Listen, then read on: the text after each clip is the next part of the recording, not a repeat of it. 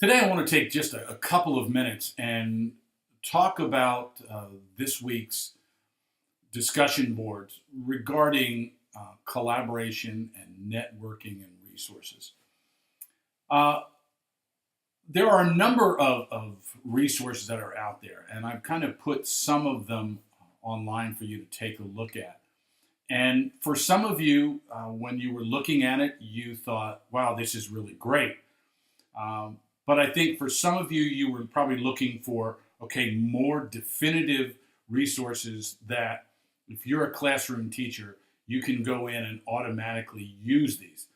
And I think in the coming weeks, we'll give you more of those to take a look at.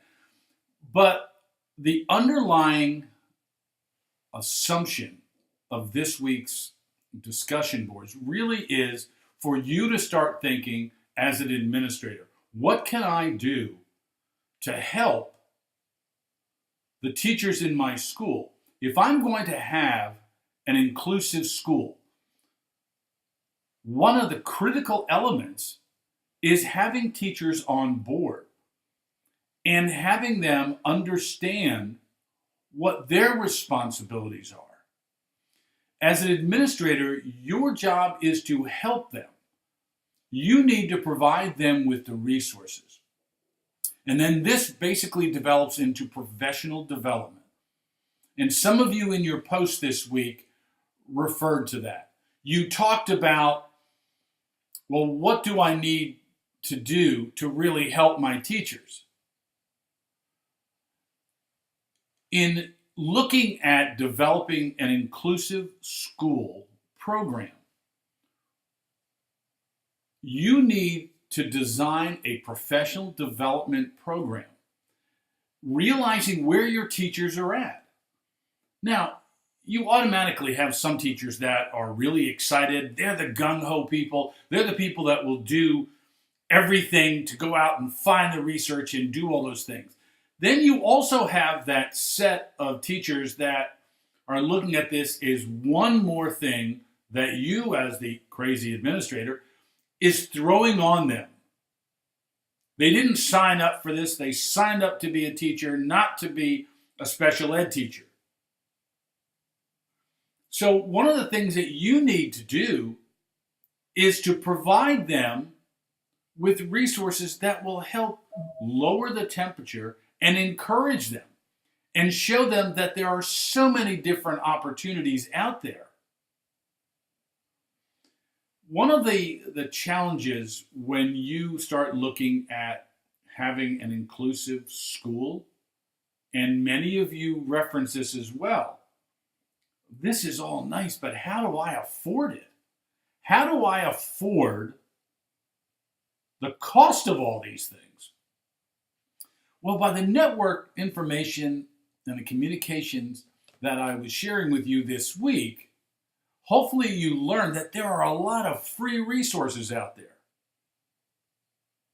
And I truly believe that you have folks on staff, if given the opportunity, could lead the charge for inclusive programs in your school. Now, one of the things that you need to do is, again, find out how you afford this. Now, that means that perhaps if your school is helping pay for additional education, what if you took some of that money and said to one or two teachers, we'll pay for your education program, an ongoing program where we'll send you to this for 6 months, the same way that they would take a course at Marymount, or they take a course at University of Maryland or the University of Virginia, or at any local university. Send them to a class at the university. That would help them. Now, it might also mean that you send one or two people to a conference that would provide them with information, and then they come back and share that with the faculty. as the principal, you don't need to do everything because honestly, you can't. You need to get the folks within your school to buy into this. Now, Frank, in his one of his posts, he talked about the school that basically Here Comes Everybody Academy, which is kind of an interesting concept. But the idea is we all want these things. We all think it's good. As Catholic educators, we believe that this is at the heart of who we are. The problem comes in, will, number one, the local communities buy into it? And it's been referenced throughout the course that sometimes, I know especially with high schools, there is that competition. And there is, in many cases, with the elementary and middle schools. With other private or other Catholic schools, you're trying to get these students in. What sets you apart? Now, I know at Paul VI High School in Fairfax County, Virginia, O'Connell has a couple of different programs. Does it take money? Absolutely. And again, one of the references that Frank made, I think, is good. When we do fundraising a lot of times, people don't like to give just to give to the general fund. The concept of the annual fund, which we talked about last spring. But the reality is, how do we engage people? Well, one, we tell them the stories. So often we're afraid to tell those stories because people might think, well, we're not the exclusive school. Well, are we supposed to be that? There are schools that are for the rich and the haughty. But when we talk about the concept of gathering us in, it really is what we're supposed to be about. We're supposed to be about the community aspect. That's what our faith tells us. That we are supposed to open our doors. And especially helping those who need extra help. That's how we started as Catholic schools. It was for that reason that I think Catholic schools have kind of missed the boat over the years. Because we've automatically said we can't afford it, we don't have the personnel, and it might damage our reputation. If all we are about is a reputation, close the doors, sell the property, and give the money to the poor. As Catholic school educators, we are charged with evangelization and educating young people to be successful in life and in the world in which they will find themselves when they become adults. What we need to do is look constantly at what is out there. If we tell our stories and we start looking for funding, I'm convinced we can do that and be successful. I say that from personal experience where in my schools we had programs, we wanted to get additional equipment, we needed to get some additional resources for our teachers and our students. So I told the story of our students. I would hold an annual donor thank you dinner or reception. And that's where I got a chance to tell the story. And on several occasions, I brought students with me, some of which had been in our program for students with disabilities. I was shocked. I never asked people for a dime that night, but I was shocked by the response. Because people said, that's what we're supposed to be about. That's what we're supposed to be about. It's not about the flashy buildings. It's not about, the greatest football or basketball or soccer team. It's about educating children. And in our specific case, educating children in their faith.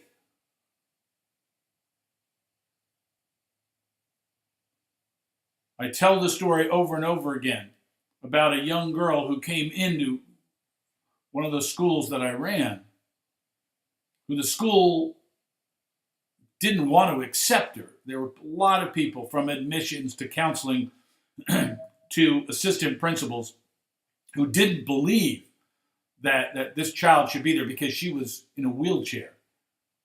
She had cerebral palsy, and she surely couldn't handle our rigorous curriculum. And when that mother said, "Can we stop for a minute?" she bent down, opened her purse, picked up a picture, put it on the conference room table and said, "Please, no." That is who we're talking about. That's who we're talking about. Not a wheelchair, not a disability. We're talking about a child who lives in a wheelchair, who has cerebral palsy, but has a mind that can handle the curriculum here. But she needs to be given a chance. Now, my response was automatically, okay, any other discussion? Good, she's in. Did we have to work? Absolutely. Did we have to make adjustments? Absolutely. But when she walked or came to the altar in her wheelchair,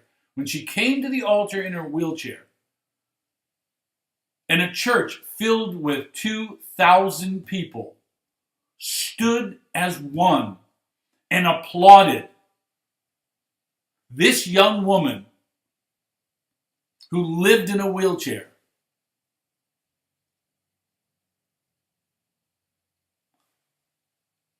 our job as Catholic educators is validated.